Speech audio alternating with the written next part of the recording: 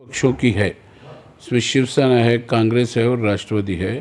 और मैं समझता हूँ ये पहली बार ऐसा मौका होगा कि यदि तीनों मिलके इलेक्शन औरंगाबाद महानगर पालिका का लड़ेंगे तो निश्चित रूप में एक तो सत्ता आएगी। बड़ा आपके लिए एमआईएम पार्टी सर एक पहाड़ की तरह खड़ी है आपके सामने इलेक्शन में। नहीं, देखिए, मैं ये नहीं समझता पहाड़ की तरह से। उनका यहाँ पे मेंबर ऑफ पार्लियामेंट है, वो यदि काम करते हैं तो करना चाहिए ना, क्योंकि पब्लिक ने चुन के दिया ना उनको। सदन यादव यदि खड़ा नहीं होता था तो वो चुन के नहीं आ सकते थे, चंद्रकांत खैरे चुन के आ जाते थे। एमआईएम पार्टी वोट का डिवीज़न करती है और वो जो खड़े हुए थे इलेक्शन में तो वो डिवीज़न के लिए खड़े थे, लेकिन अब एक डिवीज़न इस ढंग का हो गया कि वो चुन के आ गए। सर लेकिन आप लोग देख रहे हैं औरंगाबाद अपडेट्स, मैं हूं अल्ताफ हुसैन। इस बार फिर हम लोग जो है वार पलटवार लेकर आपके सामने पहुंचे हैं, आपके सामने पेश हुए हैं। इस बार जो नेता हमारे साथ मौजूद हैं, इन्होंने अपनी सारी लाइफ कांग्रेस, राष्ट्रवादी कांग्रेस इनके लिए दे दी और एक अलग मकाम बनाया। एक हर नेताओं का एक अलग अलग मकाम होता है। हमारे साथ जो शख्सियत मौजूद है, इनका एक अलग मकाम है, एक अलग नाम है। कई लोगों को इन्होंने जो है प्लेटफॉर्म दिया और राजनीति के अंदर एक दरवाज़ा खोला और कई लोगों को कामयाब भी किया। एक ऐसी शख्सियत हमारे साथ मौजूद है। सर जो है राष्ट्रवादी कांग्रेस के प्रवक्ता भी हैं, सर जो है कॉर्पोरेटर्स भी रह चुके हैं। क्या इनके काम रहे, क्या इनका आज भी औरंगाबाद में हमने देखा है कि कई दिग्गज नेता, जब हम इनसे थोड़ी देर पहले बात कर रहे थे तो पता चला कि कई दिग्गज नेताओं के साथ इनके फोटोज हमें देखने को मिले। कई सारे दिग्गज नेताओं के साथ इनके कॉन्टेक्ट्स हमें मिले। सुजीत सिंह खोंगर सर, ये काफ़ी सारा फेमस नाम है औरंगाबाद शहर का, बल्कि पूरे महाराष्ट्र में हमने सुना है इनके नाम को। हम इनसे बात करते हैं जैसे कि क्या औरंगाबाद की राजनीति पुराने वक्तों में जिस तरीके से थी, क्या आज भी उस वक्त उस तरह राजनीति चल रही है, या फिर राजनीति को एक अलग मोड़ दिया जा रहा है, या फिर सेकुलर माइंड लेकर क्या फिर लोग जो है मैदान में उतरे हैं। सर हमारे साथ मौजूद। सर वेलकम है औरंगाबाद अपडेट्स के अंदर। Thank you. सबसे सीधा सवाल, सबसे पहला सवाल मेरा सर आपसे, आप इतने पुराने नेता हैं, जैसे हमने आपसे बात की थोड़ी देर पहले तो हमने देखा कि आपके साथ में बड़े बड़े दिग्गज शरद पवार जी साहब हो, अजीत दादा पवार साहब हो, और कांग्रेस के राहुल गांधी साहब हो, उनसे उनके डैडी, जो सारे लोगों के साथ हमने आपके फोटोज इस वक्त देखे। सवाल तो ये पैदा होता है सर कि क्या औरंगाबाद आज भी कांग्रेस से वंचित है? सर कांग्रेस में जिस तरह से परफॉर्म दिखाना चाहिए था, इस तरह से परफॉर्म रहा पहले, क्या इन राष्ट्रवादी कांग्रेस का इन 5 सालों में, चलिए सरकार आपकी है, मुबारक हो आपको, लेकिन जिस तरीके से राष्ट्रवादी कांग्रेस का एक परफॉर्म होना चाहिए था, क्या वो नज़र नहीं आ रहा सर? नहीं, ऐसी बात नहीं है। अभी क्या हालात कुछ इस तरह के, जिस तरह से सरकार जैसे ही बनी और उसके बाद में लॉकडाउन और ये जो कोरोना चालू हो गया, जो काम या परफॉर्मेंस करने का जो सही मायने में तरीका होना चाहिए था वो इसलिए नहीं हो पाया क्योंकि लॉकडाउन की वजह से कंपल्शंस थी, लिमिटेशन थे, रिस्ट्रिक्शंस थे। इस करके वो सब काम बहुत कुछ किया जा सकता था जो कि अभी होना बाकी है, और मुझे लगता है निकट भविष्य में अंदर में होगा, वो काम होगा। अच्छा सर, चलिए राष्ट्रवादी कांग्रेस की जब बात होती है, पिछले जब इलेक्शन हुआ नगर सेवक का, जिस तरीके से कॉर्पोरेट्स का इलेक्शन हुआ सर, पूरी तरह राष्ट्रवादी की जो मजबूती होनी चाहिए थी वो कहीं ना कहीं नज़र नहीं आई सर। तो क्या ऐसा हो सकता है कि आने वाले वक्तों में भी वही राष्ट्रवादी को देखना पड़े जो सीटें आपकी आई थी, या फिर आप बढ़ोतरी करने की कोशिश करेंगे? नहीं, 101% देखो अभी की सिचुएशन जो मैं आपको बताना चाहता हूँ कि सरकार जो है वो 3 पक्षों की है। इसमें शिवसेना है, कांग्रेस है और राष्ट्रवादी है। और मैं समझता हूँ ये पहली बार ऐसा मौका होगा कि यदि तीनों मिलके इलेक्शन औरंगाबाद महानगर पालिका का लड़ेंगे तो निश्चित रूप में एक तो सत्ता आएगी हमारे हाथ में, और जो हमारी सबकी सीटें बढ़ेंगी। अच्छा, सबकी सीटें बढ़ेंगी, कांग्रेस की भी बढ़ेंगी, और राष्ट्रवादी का परफॉर्मेंस बहुत अच्छा रहेगा क्योंकि हमारे यहाँ पे जो काम करने का तरीका है वो ये है कि प्रैक्टिकल लीडरशिप है। अच्छा, मतलब ये हवाई की लीडरशिप नहीं है। हमारे यहाँ काम करके खुश होते हैं कि लोगों का, आवाम का काम करना, उनकी दुआएं लेना, ताकि लोगों का प्रैक्टिकल। आपने देखा पूरे हिंदुस्तान के अंदर में राजेश टोपे साहब ने काम किया जी, पूरा नाम हुआ कि नहीं जी। एक आरोग्य मंत्री जो कि राष्ट्रवादी से है, उनको जो काम करने का मौका मिला, जब शुरू में आरोग्य मंत्री पद दिया गया तो उस टाइम में कोई पता नहीं था ना कोरोना आएगा या ऐसा कुछ सिचुएशन पैदा होंगी। लेकिन जैसी सिचुएशन पैदा हुई, काम किया गया और रिकॉर्ड काम किया गया। लेकिन क्या है कि महाराष्ट्र एक बहुत बड़ा इलाका है, बहुत बड़ा स्टेट है, उसके अंदर अपना एक, जिस तरह से बम्बई है खुद, मुंबई जो है वो अपने आप में एक बहुत बड़ी, कई कंट्री की पॉपुलेशन बम्बई जितनी है। तो समझता है इतना सब कंट्रोल करना, धारावी को कंट्रोल करना, पूरे स्टेट के हर डिस्ट्रिक्ट को कंट्रोल करना, और जिस ढंग से काम किया गया ना, वो एक मिसाल है और काबिल तारीफ है। सर चलिए, जैसे कि आपने कहा राजेश टोपे साहब की बात की, सर अभी हमारे पास जो घाटी है औरंगाबाद की, हमने देखा है कि यहाँ पर डॉक्टर्स की कमी महसूस हो रही है। बीच में कई कुछ हफ्ते पहले ही आपने देखा होगा एमपी इम्तियाज जलील साहब ने उसकी आवाज़ को उठाया था कि डॉक्टर्स यहाँ पर नहीं है। आप गंदगी का हाल देखेंगे सर, तो गंदगी का ऐसा हाल है कि वहाँ पर जगह जगह आपने देखा होगा गंदगी वहाँ पर है, साफ सफाई का कोई घाटी के अंदर ख्याल नहीं है। तो क्या आपको लगता नहीं है कि सर राष्ट्रवादी यहाँ कमज़ोर पड़ रही है? नहीं नहीं, ऐसा कुछ भी नहीं है। घाटी का जो मसला है ना, ये एक्चुअली अमित देशमुख साहब के अंडर में आता है। अच्छा, ये डिपार्टमेंट जो है वो टोपे साहब के अंडर नहीं आता है। क्या क्या बात है कि अभी तक उन्होंने जो है कमेटी नहीं बनाई? नहीं, कमेटी उनके हाथ में नहीं रहता है कभी भी। जो ये रहता है, ये डिस्ट्रिक्ट के पालक मंत्री, क्योंकि डिस्ट्रिक्ट का पालक मंत्री, हमारे पालक मंत्री शिवसेना के सुभाष देसाई हैं जी, और उनके साथ में हमारे संपर्क मंत्री राजेश भैया टोपे हैं जी। तो ये चूंकि कोरोना का कार्यकाल और बाकी आपको बताया ना, कई सारी चीज़ें हम लोग को करनी थी जो कि हो नहीं पाई। वो कार्यकर्ताओं का पूरा एक दूसरे की यादी लेना, बाकी का सब काम करना, तो कमेटियों के काम। लगता है कि 5 साल ये सरकार चल पाएगी? 100% चलेगी, कोई दिक्कत की बात नहीं। जैसे कि बीजेपी उधर से जोरों से जो है दबाव डालती है। देखिए, दबाव डालना उनका काम है, वो अपोजिशन में है, वो अपना काम करते रहते हैं। लेकिन जिस तरह से प्रखर रूप से पूरे सब लीडरशिप ने आपस में सामंजस्य के साथ में सरकार को समर्थन दे के चलाने की जो इच्छा शक्ति थी, उसके हिसाब से काम हो रहा है। अच्छा। और मुझे लगता है ये सब बाकी वाहियात बातें हैं। वो हर आदमी मुंगेरी लाल के सपने देखता है कि मैं वापस सीएम बन जाऊं, मैं ये बन जाऊं, मैं वो बन जाऊं। अच्छा, और उस तरह का ये जैसे कि आपने कहा कि अभी लॉकडाउन में हमने देखा कि अभी मुख्यमंत्री साहब ने जो है कह तो दिया था कि रिक्शे वाले को, ऑटो वाले को 1500 मिलेंगे, लेकिन किसी को अभी तक के सर उसका लाभ नहीं मिला। एक बात। दूसरी बात, जिस तरीके से राशन की दुकानों के आज आप तो काफी वाकिफ है उस चीज से, वो दिक्कतें अलग हो रही है सर। फिर क्या सरकार किस तरीके से चल रही है सर? जनता को कितनी इसकी तकलीफें उठाना पड़ रही है? नहीं, मैं देखिए, कई बातें जो होती है टेक्निकल होती हैं, कई बातें प्रोसेस के अंदर होती हैं। ऐसा नहीं है कि हमारी सरकार काम नहीं कर रही है। जब एक बार डिसीजन ले लिया है तो वो पहुंचेगा। 2 दिन लेट से पहुंचा, लेकिन वो जरूर पहुंचेगा, क्योंकि बहुत सारी बाकी की भी डिफ़िकल्टी हैं जिसको फेस आउट करना पड़ता है। और वो पूरे सब मिल के पूरा सरकार जो चल रही है, तो मैं ये समझता हूँ कि सरकार एक अच्छे ढंग से चल रही है और वो अपना जो भी वादे किए उन्होंने उनको पूरा कर रही है। इसके अलावा और एक सवाल ये है सर मेरा कि क्या जैसे राष्ट्रवादी के बड़े चेहरे औरंगाबाद में नजर नहीं आते? अभी मुस्लिम एरिया में आप देखेंगे ग्रीन बेल्ट में एक ही चेहरा है, कदीर मौलाना, ठीक है।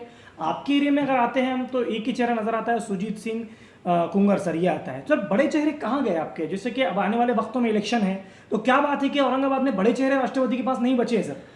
नहीं, ऐसा नहीं है। देखिए, जब भी ज़रूरत पड़ती है, जब अभी आपको नज़र नहीं आ रहा, मैंने आपको पहली बात बता दिया कि कोरोना के कार्यकाल में जो काम किया जा सकता है खुले तौर पे, वो काम कोरोना के कार्यकाल में रिस्ट्रिक्शन की वजह से नहीं होता है जी। ये बंधन है ना, मोर्चे नहीं कर सकते, बाकी के काम नहीं कर सकते, पब्लिक फंक्शंस ज़्यादा नहीं कर सकते, ऐसा नहीं है। बहुत लोग हैं काम करने वाले, इतने कार्यकर्ता है अपने पास में कि आपको खुद महसूस होगा जब ये सब थोड़ा सा कोरोना का ये रिस्ट्रिक्शन खुलेगा या लॉकडाउन खुलेगा, तो आपको कुछ समझ में आएगा कि राष्ट्रवादी की परफॉर्मेंस क्या है। जो अक्सर राष्ट्रवादी से, कांग्रेस से, शिवसेना से, बीजेपी से पूछा जाता है नेताओं से, तो थोड़ा हिम्मत नहीं जुटा पाते। सबसे बड़ा आपके लिए एमआईएम पार्टी सर एक पहाड़ की तरह खड़ी है आपके सामने इलेक्शन में। नहीं, देखिए, मैं ये नहीं समझता पहाड़ की तरह से। उन्होंने अपना काम कर रहे हैं जी। जो पार्टी कुछ अपने चीज़ों को लेके आई है, उनका अपना एक एजेंडा है, अपने ढंग से वो काम कर रहे हैं।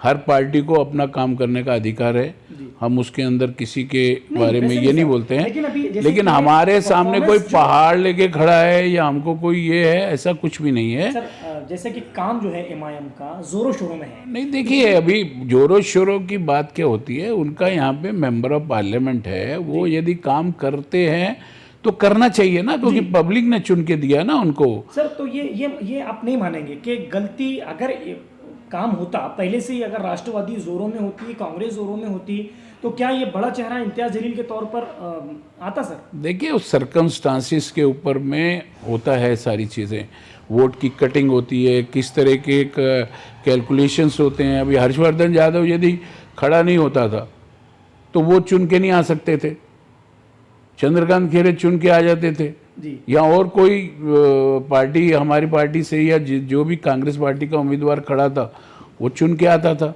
तो क्या होता है कि ये इलेक्शन का जो कैलकुलेशंस होता है ये बहुत अलग ढंग से होता है। वो क्या होता है, अभी आपके हाथ में समझो 20 वोट हैं, किसी के हाथ में 30 है, किसी के हाथ में 40 है, 30 वाला चुन के आ जाएगा, बाकी वाला रह जाएगा, चूंकि वो डिवाइड हो जाते हैं वोट। जी जी जी। तो डिवीजन वोट जो है ना, एमआईएम पार्टी वोट का डिवीजन करती है, और वो जो खड़े हुए थे इलेक्शन में तो वो डिवीजन के लिए खड़े थे, लेकिन अब एक डिवीजन इस ढंग का हो गया कि वो चुन के आ गए। सर लेकिन हुआ तो यूं कि इस बार ऐसा देखा गया कि हर बार हम तो ऐसा सुनते हैं अक्सर पुराने लोगों से कि औरंगाबाद की सियासत जो है कास्टिज्म पे चलती है। अब क्या ऐसा हो गया कि मुस्लिम चेहरा, इसलिए दलित समाज की वोट भी मिले, जिसको मराठा समाज की वोट भी मिले, मुस्लिम समाज की वोट भी मिले, तो सर क्या आने वाले वक्तों में औरंगाबाद की पटरी हट रही है? काम को देखकर नौजवान वोट मारेगा सर? मैं बिल्कुल, काम को देख के ही वोट मारना चाहिए, कोई भी हो, जात के नाम पे वोट नहीं मारना चाहिए, काम को देख के ही वोट मारना चाहिए, कोई भी हो चाहे। हम तो ये चाहते हैं कि जो काम करेगा उसको लोगों ने चाहना चाहिए, उसको लोगों ने देना चाहिए। सर देखिए, अभी 20 सालों में पहली बार member of parliament Imtiaz Jaleel वहां पहुंचे, औरंगाबाद की आवाज वहां पहुंची सर। तो आपको क्या लगता है कि काम करने में कौन ज्यादा देखिए, ये मैं एक्सेप्ट करता हूँ कि हमारे लोग की कुछ कमियां रही होंगी ना सर। सर सर 100% हमारे लोगों की कमियां रही होंगी भाई। वो यदि चुन के आए हैं, किसी भी वजह से चुन के आए हो, कैलकुलेशन से आए हो, कटिंग से आए हो, कुछ भी हो, लेकिन वो आगे 5 साल के बाद में चुन के आएंगे तो वो इस बला पे आ सकते हैं कि उन्होंने अपने आप की परफॉर्मेंस करके देंगे। तो 100% देखिए, कोई भी आदमी डिजर्व करता है यदि वो काम करता है तो।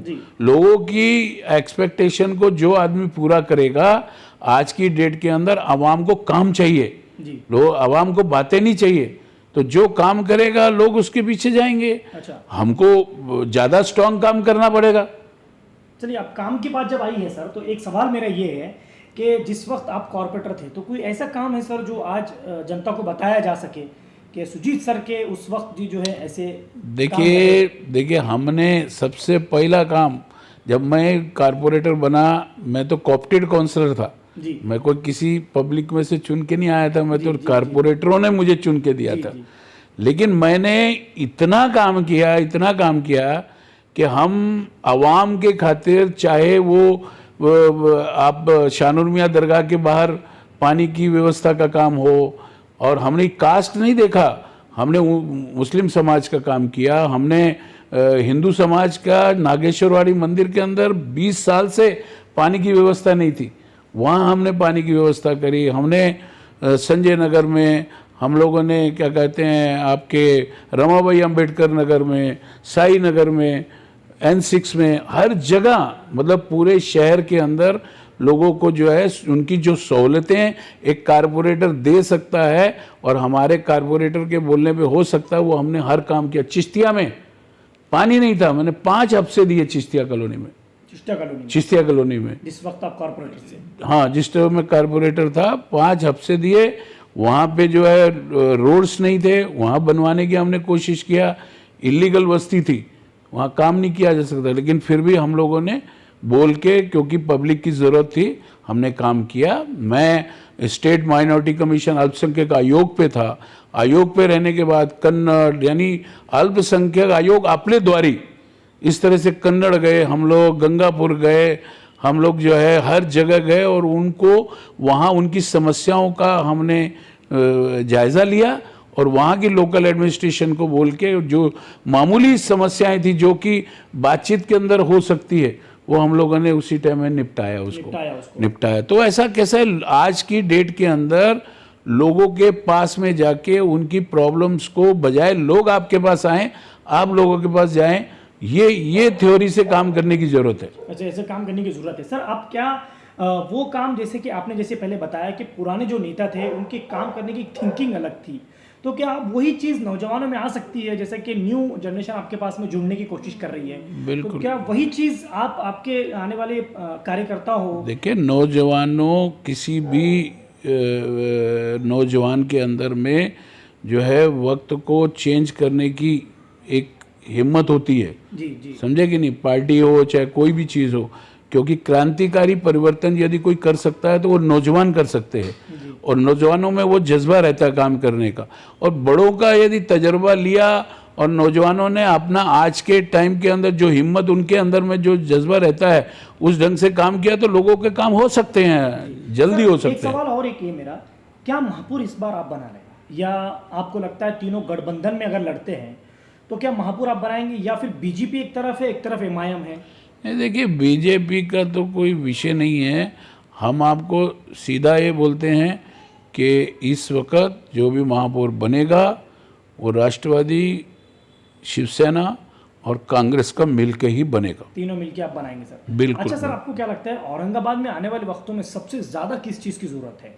अभी हमने देखा है सर कि कई इलाकों का ऐसा है कि पानी 3 दिन में आता है, कई इलाकों में 4 दिन में आता है, लेकिन कुछ इलाके तो ऐसे हैं जैसे कि आप रोशन गेट ले लीजिए, किराड़पुरा ले लीजिए, रहमानिया कॉलोनी, सब 10-10 दिन तक पानी नहीं आ रहा है। ये बड़े दुख की बात है। तो ये जो लोकल कारपोरेशन जो रहा ना, जिस तरह से उसको ऑपरेट किया गया कारपोरेशन को, वो बराबर ढंग से नहीं किया गया। क्योंकि क्या है, ये चीज़ें ऐसी है कि लोगों को आज पानी, साफ सफाई, जी। उनको जो है बाकी की जो एमिनिटीज़ चाहिए वो बिल्कुल अर्जेंट बेसिस पे देनी चाहिए। ये 10 दिन यदि हम पानी नहीं देंगे तो हमारा लानत है उस बात को, जी, कोई मतलब नहीं आता। क्योंकि लोगों को पानी की मुहैया कराना, उनको ड्रेनेज है, साफ सफाई है, रोड्स है, गार्डन्स है, बाकी की चीज़ें जो एक आम नागरिक को लगती हैं उसको हमको अर्जेंट बेसिस के ऊपर, यदि हमारी सत्ता आती है तो 100% युद्ध पातलीवार जैसा होता है ना काम करने की जरूरत, कि भाई कोई काम यदि 24 घंटे में हो सकता है तो उसको 5 घंटे के अंदर करने की कोशिश करेंगे हम लोग। सर क्यों, आखिर क्या बात है कि राष्ट्रवादी को लोग लाइक करें? ऐसी क्या चीज़ लेकर आप मैदान में उतरेंगे इस बार? देखिए, राष्ट्रवादी एक प्रैक्टिकल पार्टी है। राष्ट्रवादी जो है वो कृति के अंदर विश्वास रखती है, वो काम करने में विश्वास रखती है, वो हवाई करने में विश्वास नहीं रखती, झूठे वादे नहीं करती है। आप कभी भी कोई भी देख लो, हमारा नेता कैसा है, प्रखर नेता है शरद पवार, जो बात करता है उसको पूरी करता है। तो वो उस बात के ऊपर में यदि पब्लिक ने हमारे पे भरोसा किया तो पब्लिक को जो आज तक फैसिलिटी नहीं मिल पाई है वो हम देने की कोशिश करेंगे। कैसा, देखिए, हमारे अजीत दादा ऊर्जा मंत्री थे, 250 करोड़ रुपया माफ किया कारपोरेशन का, भले सत्ता हमारी नहीं थी तो भी हमने किया। तो ये जो काम हम लोग कर सकते हैं, अभी तो सत्ता एक बार आ गई तो काम करने में मजा आता है और काम किया जा सकता है और लोगों को क्या कहते हैं उसका रिजल्ट मिलता है। सर कहीं ऐसा तो नहीं हो जाएगा कि लोग आपको वोट मार देंगे, आपको चुनकर दे देंगे, आपके महापौर बन जाएंगे और पता चला कि फिर 5 साल आप नहीं, आप अभी देख लो कितने एक्शन से काम हो रहा है। हमारी सत्ता 1.5 साल की स्टेट के अंदर है, तो 1.5 साल के अंदर कोई भी जितने भी डिपार्टमेंट्स हमारे पास रहे। बीजेपी तो कहती है कि आपकी सरकार नहीं चलेगी। नहीं, बीजेपी के कहने से, मैं बोलता हूँ ना, किसी के कहने से, मैन प्रपोजेस गॉड डिस्पोजेस क्यों बोलते हैं जी, कि भाई आदमी वही बोलते हैं ना कि जो भी चीज़ होती है वो खुदा को जो मंजूर होता है वो होता है। कि लोग तो कह रहे हैं सर, अफवाह तो है कि आपकी पार्टियों में जम नहीं रही है, तीनों पार्टियों में। देखिए, बेसिक जो भी एजेंडा बना हुआ है उसके ऊपर, बाकी ऐसा देखिए डिफरेंस ओपिनियन हर जगह हर चीज़ में रहता है, लेकिन जो एक सामंजस्य किया गया है, करार किया गया, कॉमन मिनिमम प्रोग्राम के ऊपर बात है, वो उसके ऊपर में चल रहे हैं। सर आपकी लड़ाई किससे रहेगी? बीजेपी से रहेगी, एमआईएम से रहेगी, मनसे से रहेगी, किससे नहीं लड़ाई? हमारी सिर्फ बीजेपी से लड़ाई रहेगी, बीजेपी से रहेगी। बीजेपी से रहेगी। और जो मुस्लिम जो क्षेत्र है जहाँ पे इनका एमआईएम का है वहाँ पे उनसे रहेगी। सर एमआईएम से लड़ने के लिए तो सर चेहरे बड़े चाहिए होंगे आपको। आपके पास सिर्फ एक ही चेहरा है, मुस्लिम चेहरा जो है खदीर मौलाना साहब है, उसके अलावा आपके पास बड़े चेहरे कोई ऐसे हैं नहीं। तो क्या आप कोई बड़े चेहरे एमआईएम से इधर लाने की कोशिश करेंगे या फिर कोई ऐसा बड़ा चेहरा हमको खड़े देखिए लाने की किधर से जरूरत नहीं है, हमारे पास में इतने चेहरे हैं, काम करने वाले इतने लोग हैं जो कि पूरे अवाम का काम कर रहे हैं। कोई मुस्लिम खाली काम करने वाला मुस्लिम का काम नहीं करेगा। जी दिल में आपके जगह होनी चाहिए काम करने की, जज्बा हो। मैं यदि कारपोरेटर बना तो पहला मैंने शानुर मियाँ दरगाह के अंदर में पानी का जरूरत थी वहाँ पे तो दिया। तो क्या इसमें हिंदू होने के बावजूद हम लोगों ने क्या कहते हैं वहाँ पे हर जगह मतलब किसी भी ऐसे क्षेत्र को नहीं है जहाँ पे रिप्रेजेंट नहीं किया, काम नहीं किया हो। अच्छा सर, मेरे आखिरी दो सवाल आपसे ये है कि जैसे कि अभी लॉकडाउन गुजरा पिछला, उसमें कई एमआईएम के कॉर्पोरेटर्स रोड पे आए, एमपी रोड पर आए, उन्होंने काम किया।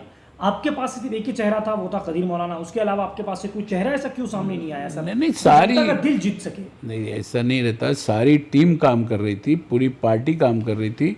खदीर मौलाना साहब ने काम किया तो उनके साथ में बाकी के जितने भी नेतागण थे वो सब लगे हुए थे, क्योंकि एक आदमी यदि लीड लेता है तो उसको सपोर्ट करना हमारा काम रहता है। जी, और दूसरा आखिरी सवाल सर मेरा ये कि आने वाले वक्तों में घाटी की कोई ऐसी एक टीम बनेगी जहाँ लोगों को राहत मिले, और जिस तरह से मैंने आपको बताया कि डॉक्टर्स की तकलीफ है, वहाँ की गंदगी का सवाल है सर, उसके लिए क्या देखिए अभी आपने शायद स्टेटमेंट सुना हो अजीत पवार साहब का और राजेश भैया टोपे साहब का कि एक हफ्ते के अंदर जो है वो अपॉइंटमेंट का प्रोसेस चालू हो जाएगा। जी घाटी हो या बाकी का कहीं भी पूरे स्टेट के अंदर डॉक्टर्स की अपॉइंटमेंट है, यानी इवन प्यून तक का भी काम, जी नर्स का काम है, प्यून का काम है, वो सारे पद भरे जाएंगे। अच्छा सर, जैसे कि युवाओं के अंदर बेरोजगारी बहुत हो गई है लॉकडाउन के लगने से, बहुत सारी दिक्कतें हो गई है सर, तो क्या राष्ट्रवादी युवाओं को जॉब देगी? और जैसे कि बहुत सारी जॉब्स की अभी तकलीफें हैं, तो आपकी देखिए तरफ से क्या ऐसे नीति चलाया जाएगा? आपको शायद नहीं मालूम कि हमारे नवाब मलिक साहब स्किल डेवलपमेंट के मिनिस्टर है, उन्होंने तो बकायदा एम्प्लॉयमेंट जनरेट करने का पूरा कैंपेन चलाया जी और बहुत सारे लोगों को रोजगार मिला, उसके अंदर लाखों लोगों को। तो रोजगार के बारे में तो हमारी पार्टी का बिल्कुल सीधा कहना है कि वो हर क्षेत्र के अंदर रोजगार को पैदा करने का काम किया जाएगा और उस तरह दिशा के अंदर काम भी किया जा रहा है और लोगों को एम्प्लॉयमेंट भी मिला है। जी, तो आने वाले वक्तों में मतलब राष्ट्रवादी औरंगाबाद में बड़ी पकड़ बनाने वाली है। यो जितने भी नौजवान हैं यदि वो राष्ट्रवादी के ऊपर विश्वास करते हैं तो मैं समझता हूं कि उनको मन दुख नहीं होगा। ये थे हमारे सर, इनसे बात कर बहुत अच्छा लगा। सबसे अहम बात तो यहाँ ये पता चली कि राष्ट्रवादी कांग्रेस की जिस तरीके सर ने बात की कि जॉब्स के बाद नवाब मलिक साहब की हो, या उसके अलावा जैसे सर ने कहा कि घाटी को लेकर बहुत सारे खुलासे हमारे सामने आए। सबसे अहम बात सर से बात कर एक ये पता चली कि काम करने के लिए सेकुलर होना ज़रूरी है। अब उसके अलावा और एक सबसे अहम बात सर ने बातों में कही कि जिसका परफॉर्मेंस अच्छा होगा, जिसका काम अच्छा होगा, वही लोग उसको पसंद करेंगे, लोग उसके करीब जाएंगे। जैसे कि सर ने और एक बात कही कि जैसे कॉर्पोरेटर सर बने, पहले वक्त में आते ही उन्होंने शानू में दरगाह हो, चिश्तिया कॉलोनी हो, जैसे कि सर ने इधर रामायण मंदिर बताई, वहाँ पर पानी की सबसे ज़्यादा दिक्कतें होती थी, लोगों को परेशानियाँ होती थी। सर ने वहाँ पर आगे बढ़कर जो है पूरे काम को अंजाम दिया। कई सारे लोगों को जो है राष्ट्रवादी में सर ने प्लेटफॉर्म दिया, आगे बढ़ाया।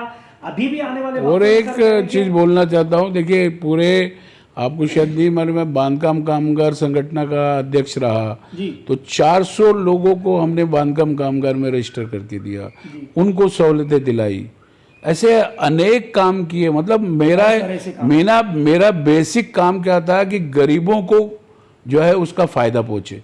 अभी मैं जब शुरुआत किया गया तो उसके बाद में जो पहला STDPC औरंगाबाद में मैंने लाया उससे 2500 लोगों को रोजगार मिला।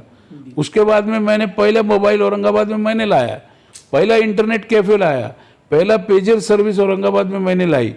तो ऐसा देखिए काम जब भी आपका विजन होना चाहिए, सोच होना चाहिए, सोच यदि है तो ऑटोमेटिकली अमल हो जाता है। यदि आपका विजन ही नहीं है तो फिर आप अमल क्या कर सकते हैं। तो हम कारपोरेटर बने, बाकी के माइनॉरिटी के कमीशन के अंदर गए, लेकिन जहाँ पे भी गए, जिस प्लेटफॉर्म पे भी काम किया, घाटी के अंदर मैं 6 साल में बोर्ड में मेंबर रहा।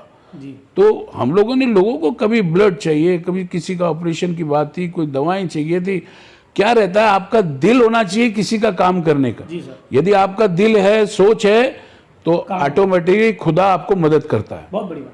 तो सर का ये कहना है कि अगर आपकी नीयत अगर हो काम करने की तो काम बढ़ता है, ऊपर वाला उसके रास्ते बनाता हुआ है। अब देखने की बात तो ये है कि क्या राष्ट्रवादी कांग्रेस आने वाले वक्तों में एक बहुत बड़ी पकड़ औरंगाबाद शहर में बनाएगी। आने वाले वक्तों में इलेक्शन है। सर आपसे बात कर बहुत अच्छा लगा, कई सारे बातें खुलासे हुई आपसे बात करने के बाद। देखते रहिए औरंगाबाद अपडेट्स। कैमरामैन जियाउल हक के साथ मैं अल्ताफ हुसैन, आप लोग देख रहे हैं औरंगाबाद अपडेट्स। Thank you.